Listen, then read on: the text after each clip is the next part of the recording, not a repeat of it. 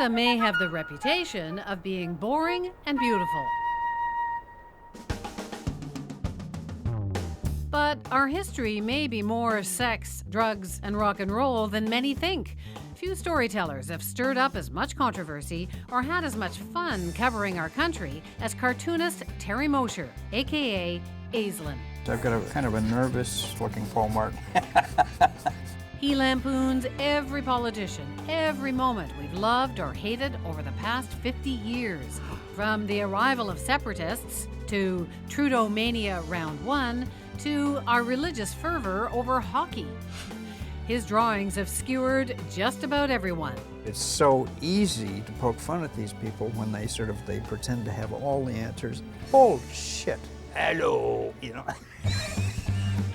These days, everything is fair game, but not so 50 years ago. The Queen was off limits until Aislin crossed that line. He details it all in his new book, From Trudeau to Trudeau, 50 Years of Cartooning.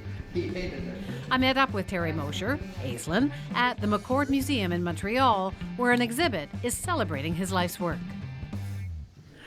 So 50 years of cartooning, mostly Montreal based. How much has the country changed? How much has Quebec changed? So much of this is about Quebec and Canada? I got to cartoon in the heyday of all of those wonderful referendum years and PQ years and that sort of thing. It's quietening down here, there's no question about it. Is that a good thing? Well, maybe not for me so much, but it's a good thing, I think, for people finally realizing that Quebec is a pretty good place and it's run pretty much by Quebecers now. And so there's not that old anger that, say, the Jacques Parizeaux and the Bernard Landrys had about the English. It's changed, and younger people are kind of fed up with this. They'd rather be on the internet. Noticed a few of your cartoons about the relationship between the French and the English, and one from many years ago was English dogs speak French. Yeah. Like the subtle complexities of the political situation here in Quebec. Very subtle, yeah. Actually, and the graffiti says, speak French, English dogs. Those were the days when that sort of thing happened.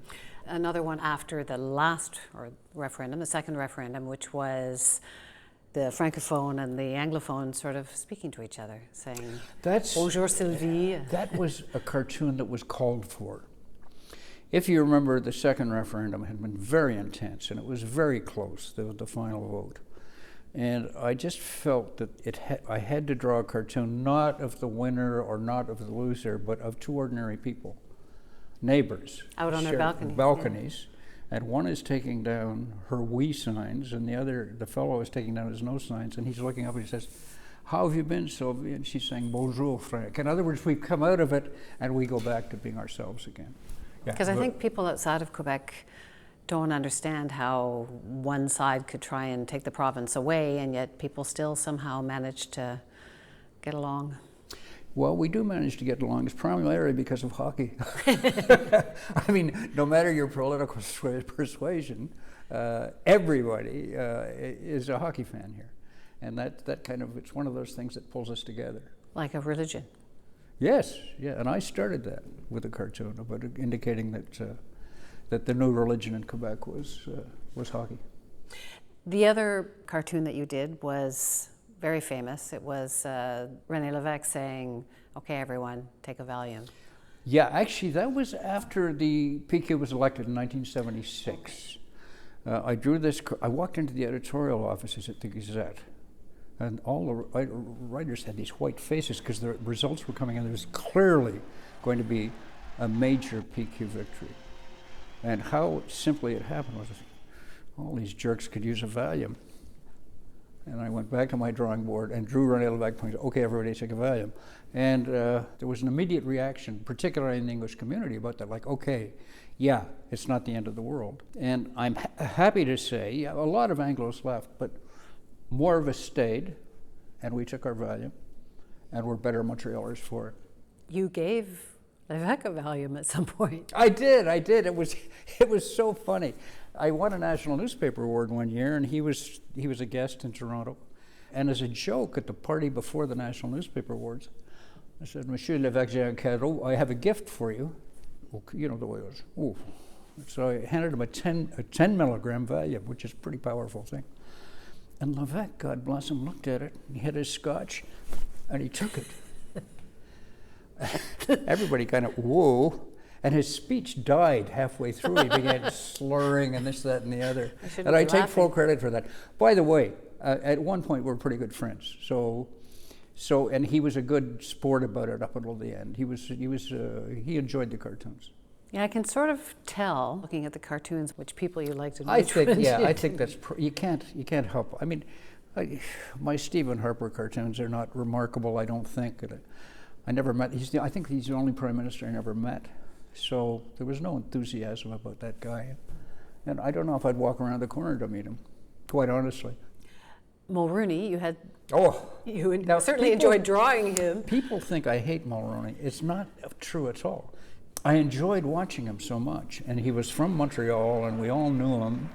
And the Irish bluster and very pleased with himself. Sure they steal your heart away. He was really paranoid about what people wrote about himself. He was sort of he's terribly insecure about that. So it began to really become very easy for me in cartoons to begin to point out oddities. His chin, well, you know, the old expression was, it's not that his chin was so big, he had no neck. Not true. So early on, one of my favorite cartoons, he was boasting about what the cartoonist did with his chin. He was really pleased with that. So I put it in a brassiere. How do you react to that? Apparently not very well. Or it was Milla who was a little upset about that one. But you can't care about that sort of thing. When you were starting out, you pushed the limits for a while. Yeah. What was taboo? The Royal Family. There was a huge blow-up about my Royal Family cartoons in the 1970s. Well, there was one with the Queen with Prince Philip on her knee, yeah. And like nobody had ever drawn even a critical cartoon of the Queen in the English language media up until that point. Really? Ever? So ever. It was forbidden. So the Monarchist League went nuts about that one. Well, and I noticed her feet. Yeah, there were sort of piggish suggestions in her little feet, which you just play around with. So you were asking it's for terrible, trouble. Sometimes what we do. You were asking for it. In a way, yeah, in a way. And then a few years ago, 2008, the Obamas visited Buckingham Palace. I think it was their first official sort of visit. And Michelle Obama wasn't all that familiar with protocol, right? And she's tall, Michelle Obama. She touched the Queen, right? And her hand was strategically located. So I drew this with Michelle Obama saying, "Who knew?" Not one letter of complaint. Really? Yeah. So things change in terms of public acceptance of things. So in 1967, Pierre Trudeau was starting his political career. Now you've got another one. What do you think of the two of them? How do they compare? All right. The two Trudeaus, it's not as if they're Tweedledum and Tweedledee. It's not that at all. But they're both very, very smart and clever people. I don't think people realized how smart and clever Justin Trudeau was. They were all, even these columnists, Andrew Coyne and people were dismissing him as an airhead, and they were wrong. You know, I mean, he really put that election is going to go down in the history books.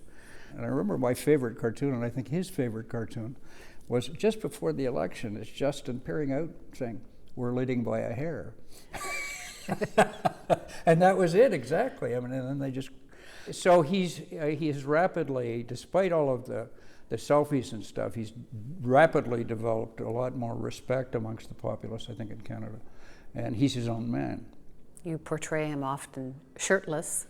Well, he often appears shirtless. I mean, you go with what you got, Wendy. You have to, right? And he, actually, my first drawing of Justin Trudeau was him driving in his father's car to Ottawa. But then the Sunny Ways thing came along. So I took the cartoon and I added a sun thing.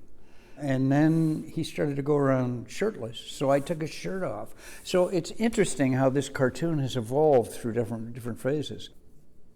So I noticed you have an Order of Canada. They had an extra one hanging around. Well, you were denounced in the House of Commons Years ago. What a great country, huh?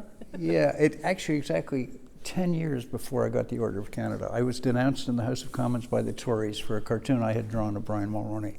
Much outrage and, indignancy and that sort of thing. And then 10 years later, I got the Order of Canada.